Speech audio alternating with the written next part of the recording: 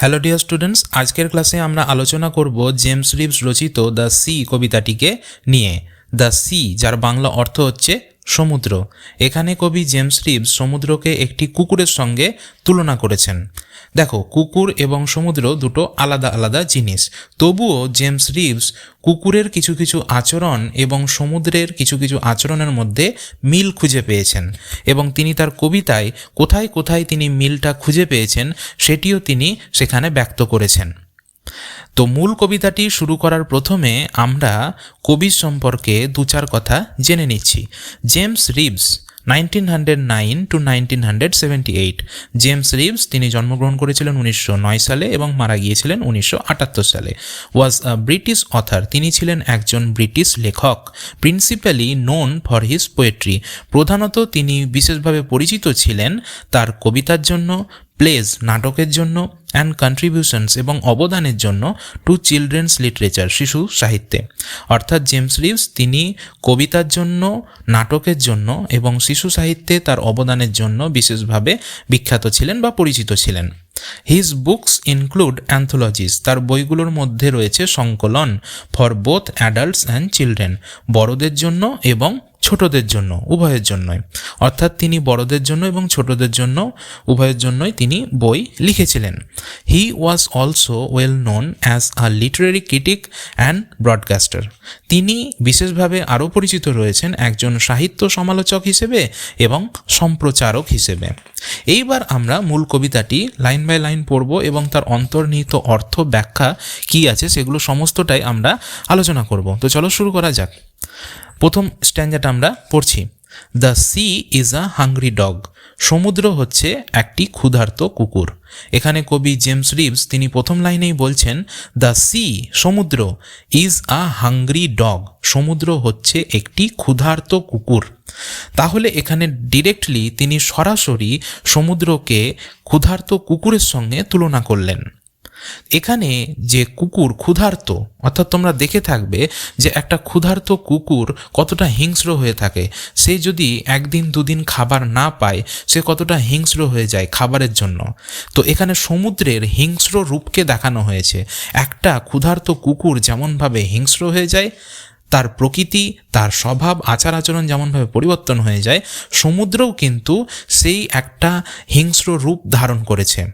সমুদ্রের দুটো রূপ, একটা হয় হিংস্র রূপ মানে ভয়ঙ্কর রূপ, এবং আরেকটি হয় শান্ত রূপ।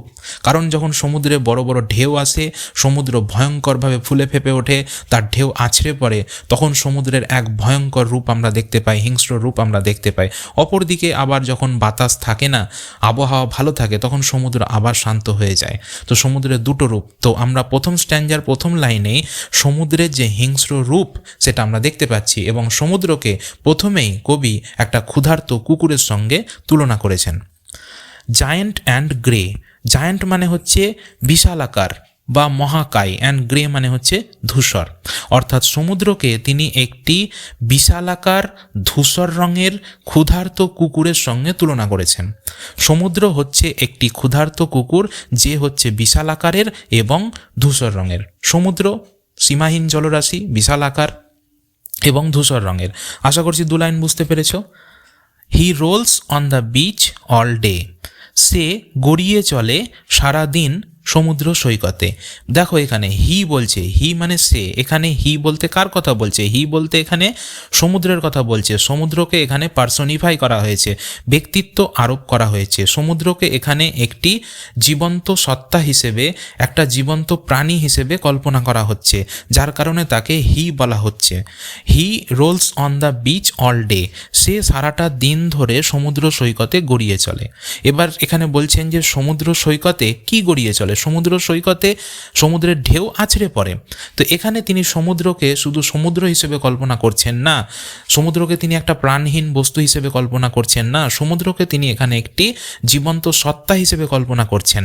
যেমনভাবে একটা কুকুর গড়াগড়ি খায়, ঠিক সেইভাবে এখানে তিনি বলছেন যে সমুদ্রের ঢেউও কিন্তু সমুদ্র সৈকতে গড়াগড়ি খাচ্ছে। সেই জন্য বলছেন যে হি মানে সে, মানে সমুদ্র বা সমুদ্রের ঢেউ, রোলস অন গড়িয়ে চলে দ্য বিচ সৈকতে অল ডে, সারাদিন ধরে। তারপরে বলছে with his clashing teeth and shaggy jaws, তার খোঁচা খোঁচা দাঁত দিয়ে, ক্ল্যাসিং টিথ মানে খোঁচা খোঁচা তীক্ষ্ণ দাঁত, অ্যান্ড স্যাগি জজ এলোমেলো চোয়াল, স্যাগি মানে হচ্ছে এলোমেলো আর জজ মানে হচ্ছে চোয়াল। এবার এখানে সমুদ্রের দাঁতের কথা বলছে, সমুদ্রের তো আর দাঁত থাকে না, কিন্তু কবি এখানে সমুদ্রকে একটা কুকুরের সঙ্গে তুলনা করছেন, কুকুরের সঙ্গে কম্পেয়ার করছেন।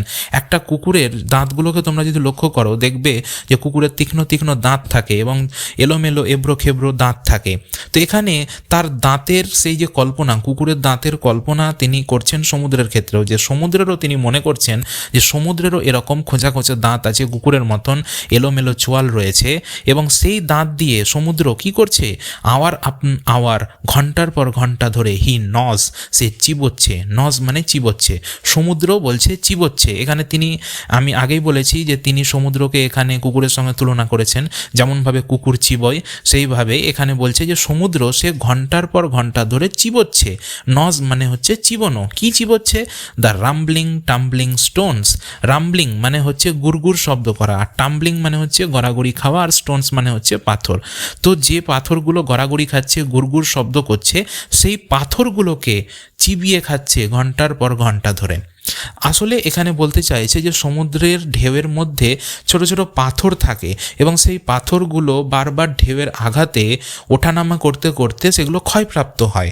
সেটিকেই তিনি এখানে কল্পনা করছেন যে যেন মনে হচ্ছে সমুদ্র সেই পাথরগুলোকে মনে হচ্ছে যেন চিবিয়ে খাচ্ছে। অ্যান্ড বোনস বোনস বোনস, এবং হাড় হাড় হাড়। কল্পনা করো যে একটা কুকুর সে যখন একটা মাংসর হাড্ডি পায়, মাংসর হাড় পায়, তখন সেটাকে সে কিভাবে চিবিয়ে খায়। তো এখানে কবি সেই মিলটা খুঁজে পেয়েছেন যে কুকুর যেমনভাবে কোনো একটা মাংসের হাড়কে চিবিয়ে খায়, ঠিক সেইভাবেই এই সমুদ্রও মনে হচ্ছে যেন পাথরগুলোকে চিবিয়ে চিবিয়ে খাচ্ছে। তো আশা করছি মিনিংগুলো তোমরা বুঝতে পারছো। দ্য জায়েন্ট সি ডগ মোনস, এই বিশালাকার সমুদ্র কুকুর গোঙাচ্ছে। এই যে সমুদ্র, এই যে বিশালাকার সমুদ্র, এই সমুদ্রটা গোঙাচ্ছে। মোনস মানে গোঙানো, বিশাল একটা গর্জন করছে, সমুদ্রের গর্জনের কথা বলছে। গোঙাচ্ছে। লিকিং হিজ গ্রিজি পজ, চাটছে, লিক মানে চাটা, হিজ গ্রিজি পজ চর্বিযুক্ত থাবা, সে তার চর্বিযুক্ত থাবা চাটছে এবং গোঙাচ্ছে। এবার কল্পনা করো যে একটা কুকুর সে যখন খাবার খায়, খাবার খাওয়ার পরে সে তার থাবাগুলোকে, চর্বিযুক্ত থাবাগুলোকে চাটতে থাকে, চেটে নেয় চর্বিযুক্ত থাবাগুলোকে।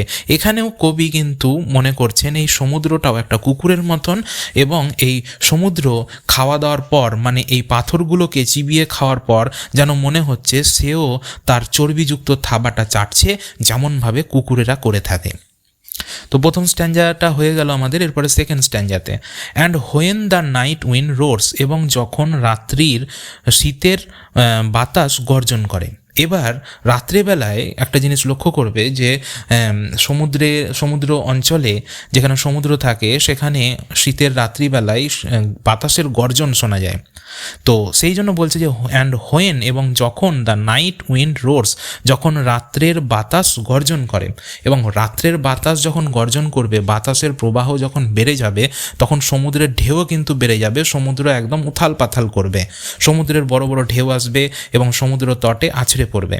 তো এই জন্য বলছে যে যখন রাত্রেবেলায় শীতের সময় বাতাস গর্জন করে, অ্যান্ড দ্য মুন রক্স, এবং চাঁদ দোলা খায়, রক্স মানে এখানে দোলা খাওয়া, চাঁদ দোলা খায়, ইন দ্য স্টর্মি ক্লাউড, ঝোড়ো মেঘের মধ্যে, ঝোড়ো মেঘের মধ্যে চাঁদ যখন দোলা খায়, চাঁদ তো আর দোলা খাবে না, চাঁদ তো স্থির থাকবে। তো এখানে যখন মেঘগুলো চাঁদের পাশ দিয়ে চলে যায়, তোমরা লক্ষ্য করবে যে কোনো ঝড়ের দিনগুলোতে আকাশের দিকে তাকিয়ে যদি আকাশে চাঁদ থাকে তো দেখবে যে চাঁদের পাশ দিয়ে মেঘগুলো চলে যাচ্ছে, তো মনে হচ্ছে যেন চাঁদটাই মনে হচ্ছে যেন দোলা খাচ্ছে। তো কবি এখানে কল্পনা করছেন যে চাঁদটাই মনে হচ্ছে দোলা খাচ্ছে এই ঝোড়ো মেঘের মধ্যে। হি বাউন্স টু হিজ ফিট, সে লাফিয়ে ওঠে তার পায়ের ওপর ভর করে। হি মানে সে মানে এখানে সমুদ্রের কথাই বলছে, যে এখানে কবি সমুদ্রকে কুকুরের সঙ্গে তুলনা করছে। একটা কুকুর যেমন পায়ের ভরে লাফিয়ে ওঠে, সেরকম এখানে তিনি কল্পনা করছেন যে সমুদ্র যেন মনে হচ্ছে পায়ের ভরে সে লাফিয়ে উঠছে। বাউন্স মানে লাফিয়ে ওঠা, সে তার পায়ের ভরে লাফিয়ে উঠছে। অ্যান্ড স্নাপস অ্যান্ড স্নিপস, এবং সে শুঁকছে। যেমনভাবে কুকুরকে দেখবে যে সে বিভিন্ন জায়গায় নতুন কোনো জিনিস বস্তু খাবারকে শুঁকে বেড়ায়, তো এখানে মনে হচ্ছে যেন কবির কাছে সমুদ্র যেন সে কুকুরের মতন আচরণ করছে, সেও যেন পায়ের ভরে দাঁড়িয়ে সে যেন গন্ধ শুঁকে বেড়াচ্ছে। সেকিং হিজ ওয়েট সাইডস, সেক মানে তো হচ্ছে ঝাড়া দেওয়া, সে তার ভেজা দিকটাকে ঝাড়া দিচ্ছে ওভার দ্য ক্লিপস, খাড়া পাহাড়ে। এবার কি বলছে তোমরা দেখে থাকবে যে কুকুর সে যখন ভিজে যায়, তার শরীরে যদি জল থাকে, তো সেই জলটাকে ঝেড়ে ফেলার জন্য কিভাবে কুকুর ঝাঁকানি দেয় তার শরীরটাকে, এবং কিভাবে সে তার জলটাকে শরীর থেকে ঝরিয়ে ফেলে। তো এখানে কি হয়েছে যে সমুদ্র আছে এবং সমুদ্রের পাশে আছে পাহাড়, এবং সমুদ্রের বড় বড় ঢেউ যখন পাহাড়ের গায়ে আঘাত করছে, পাহাড়ের যে খাড়া পাহাড়টি রয়েছে সেই খাড়া পাহাড়ের গায়ে যখন আঘাত করছে, তখন পাহাড় ভিজে যাচ্ছে এবং সেই জলটা ভিজে গিয়ে সেই জলটা আবার গড়িয়ে নিচে নেমে আসছে সমুদ্রের দিকে, আবার ঢেউ এসে গিয়ে পাহাড়ে লাগছে, আবার গড়িয়ে আসছে, এইভাবে একটা প্রসেস চলতে থাকে। তো এই জিনিসটাকে কবি কল্পনা করছেন কুকুরের সঙ্গে, যে কুকুর যেমনভাবে জলে ভিজে গেলে সে তার গাটাকে ঝাড়া দিয়ে জলটাকে ঝেড়ে দেয়, ঠিক তেমনভাবে যেন মনে হচ্ছে যে এই পাহাড়ও যেন মনে হচ্ছে সমুদ্রের এই জলটাকে ঝেড়ে ফেলে দিচ্ছে। And Howl's and hollows long and loud, এবং গর্জন করছে, চিৎকার করছে দীর্ঘ সময় ধরে এবং জোরে জোরে। হাউলস মানে হচ্ছে গর্জন, আর হলোস মানে হচ্ছে চিৎকার, আর লাউড মানে তো জানো জোরে। তো এই সমুদ্র দীর্ঘ সময় ধরে গর্জন করছে, চিৎকার করছে জোরে জোরে। অর্থাৎ এই স্ট্যাঞ্জাতে আমরা সমুদ্রের ভয়ঙ্কর রূপটা দেখতে পেলাম। তারপরে লাস্ট স্ট্যাঞ্জাতে বলছে but one quiet days in May or June, কিন্তু মে অথবা জুন মাসের শান্ত দিনগুলোতে, এখানে মে অথবা জুন মাসের শান্ত দিনগুলোতে, আমরা এতক্ষণ সমুদ্রের ভয়ঙ্কর রূপ দেখছিলাম, এবার বলছে যে মে অথবা জুন মাসের শান্ত দিনগুলোতে, তার মানে এইবার আমরা সমুদ্রের শান্ত রূপটাও দেখতে পাবো।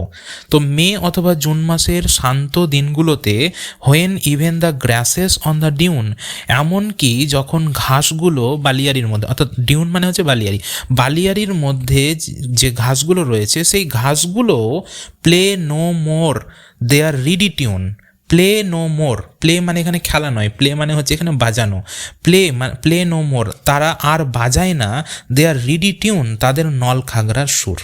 এই দু লাইনের মানে কি হচ্ছে? এই দু লাইনের মানে এটাই বলছে যে বালিয়াড়িতে যে সমস্ত ঘাস আছে সেই ঘাসগুলোতে কিন্তু আর কোনো শব্দ হচ্ছে না। কারণ কি, যে এখন মে অথবা জুন মাসের এই শান্ত দিনগুলোতে বাতাস নেই, আর বাতাস যেহেতু নেই সেহেতু ঘাসের সঙ্গে ঘাসের ঘর্ষণে কোনো শব্দ উৎপন্ন হচ্ছে না। সেই কথাটি তিনি এখানে বলছেন যে ঘাস কিন্তু আর তাদের নলখাগড়ার সুর বাজাচ্ছে না, মানে কোনো রকম গান করছে না। রিডি মানে হচ্ছে নলখাগড়া, টিউন মানে সুর।